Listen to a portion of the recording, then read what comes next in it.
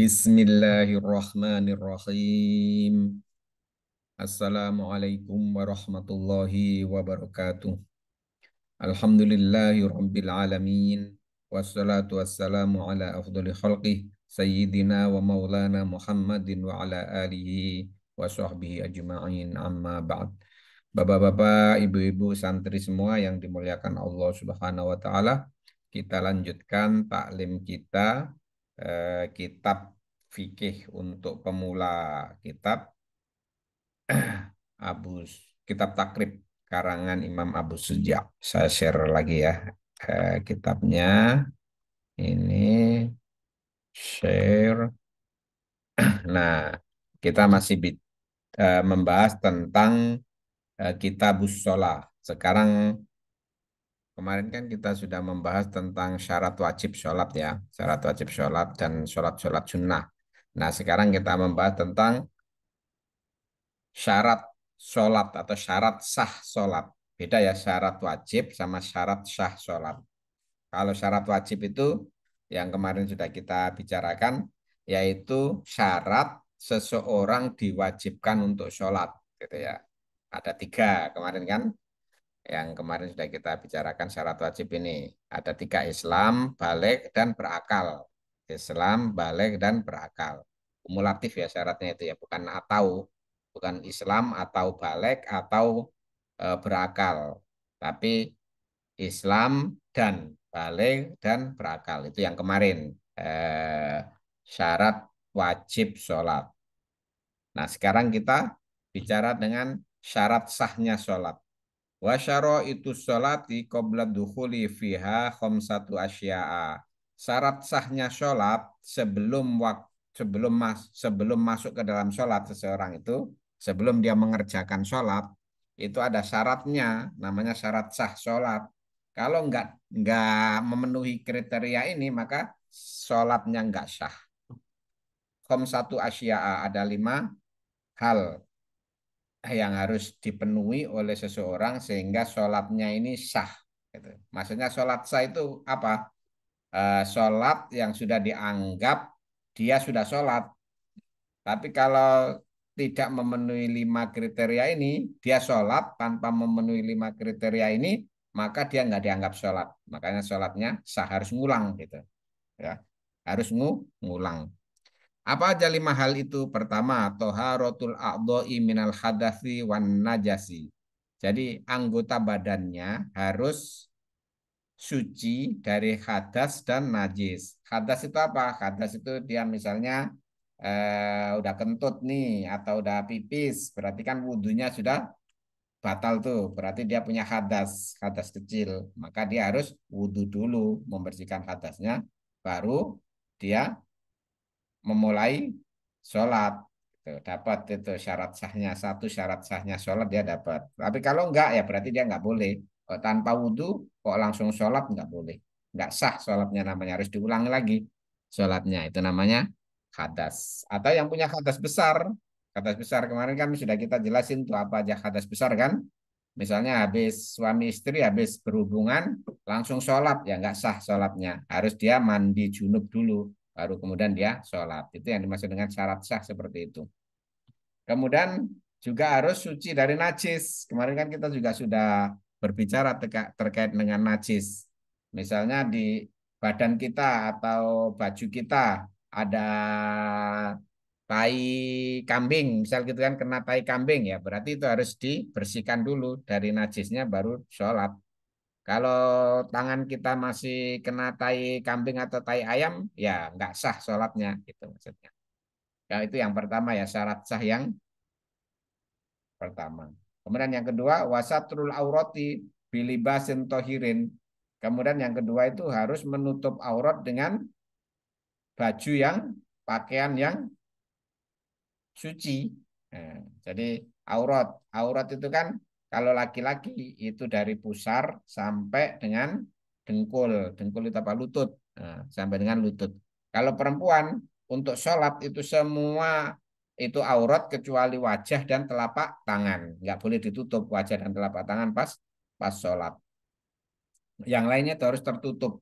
Kalau perempuan kok pakai baju celana 3/4 gitu kan, lututnya kelihatan atau kakinya kelihatan, berarti nggak sah sholatnya, ya.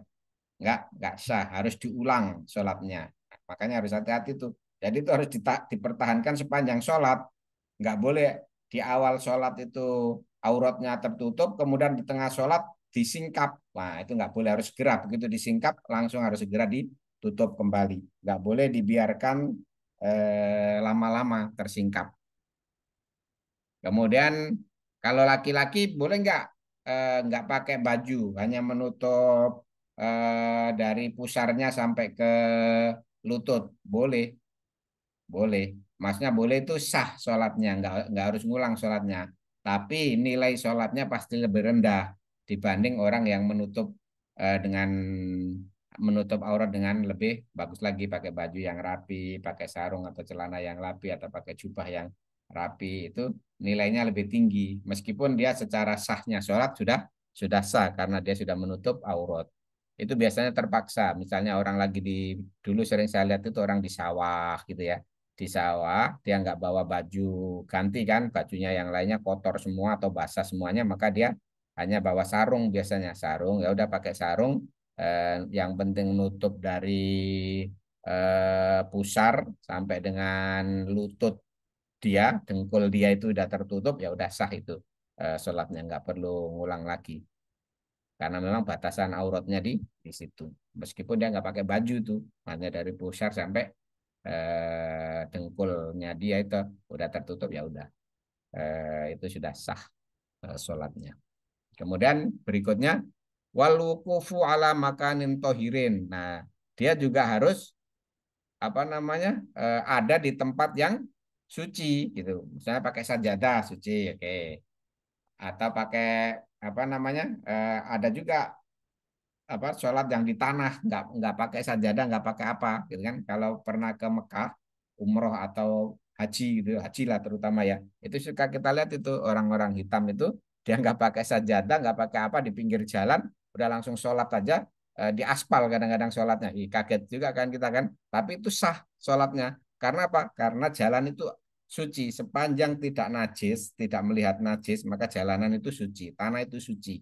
Sepanjang kita tidak melihat najis, maka dia suci, boleh dipakai untuk sholat meskipun nggak pakai sajadah. Meskipun di era modern sekarang ya sebaiknya dirapikan, ada sajadah gitu kan, supaya apa namanya, jidat kita nggak sakit kan pas sujud kan. Nah, kemudian wal ilmu bidukhulil wakti, dan mengetahui, ini lanjutannya ya, mengetahui masuknya waktu sholat gitu. Maksudnya gini, misalnya kita mau sholat duhur nih, jangan ngira-ngira jam setengah 12 kita udah, oh ini udah langsung sholat nih gitu kan, tanpa kita memastikan bahwa duhur itu sudah masuk waktunya gitu kan. Misalnya duhurnya jam 12 lebih 5, kok kita sholat setengah duhur, ya nggak boleh. Nggak boleh. Jadi kita harus tahu persis ini waktu sudah masuk duhur nih, nah baru sholat. Kalau ngira-ngira nggak boleh. Waktu itu harus, tapi sekarang udah nggak susah ya, karena udah banyak jam digital, jam tangan segala macam, di semua HP sudah ada jam, jadi kita udah bisa tahu, oh ya ini udah masuk waktu sholat.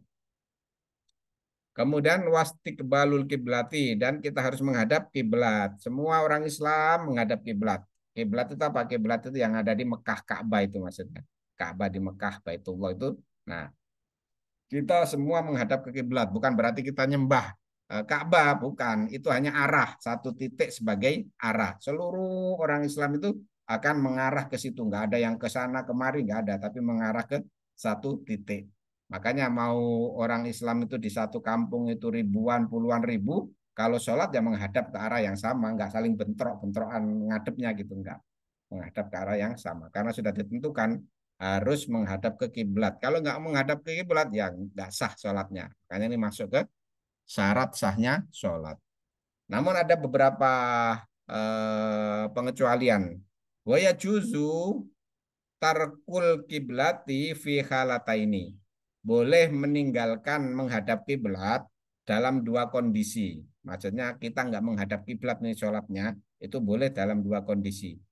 Fi syiddatil khaufi, ketika dalam ketakutan yang sangat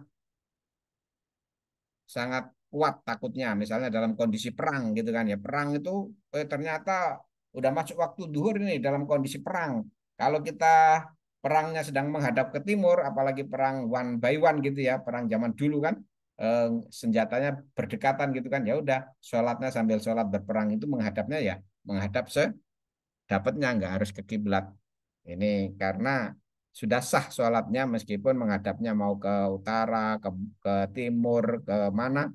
Yang penting eh, dia sudah tadi memenuhi suci dari najis dan dari hadas dan sudah pakai pakaian yang menutup aurat, kemudian ngadepnya karena dia dalam syiddatul khauf, maka dia boleh tidak menghadap kiblat. Kemudian wafin nafilati fis safari ala rohilati. Kemudian kalau dalam perjalanan di kendaraan, di kendaraan. Misalnya kita berangkat dari Jakarta ke Mekah mau umroh, udah masuk ini waktunya duhur, maka kita sholat di kendaraan. Ya pesawat kan ngadepnya sudah nggak jelas apakah dia ngadep ke kiblat atau seperti apa. Maka kita ya udah ngikutin ngadepnya pesawat itu aja. Dan kita nanti namanya sholat di dalam kendaraan di perjalanan. Itu boleh tidak menghadap kiblat. Demikian Bapak Ibu sekalian, taklim kita pada hari ini semoga bermanfaat. Kita sampaikan ya ke saudara-saudara kita yang lain supaya semuanya bisa mendapatkan manfaat dan kemudian bisa mempraktekkan dalam ibadahnya hariannya. Karena ini pokok-pokok daripada ilmu fikih untuk pemula bisa langsung dipraktekkan. Demikian kita tutup dengan doa kifar majelis. Subhanallah bihamdihi. Subhanakallahumma wa bihamdika. Asyhadu an la ilaha illa anta. Astaghfiruka wa atubu ilaik. Assalamualaikum warahmatullahi wabarakatuh.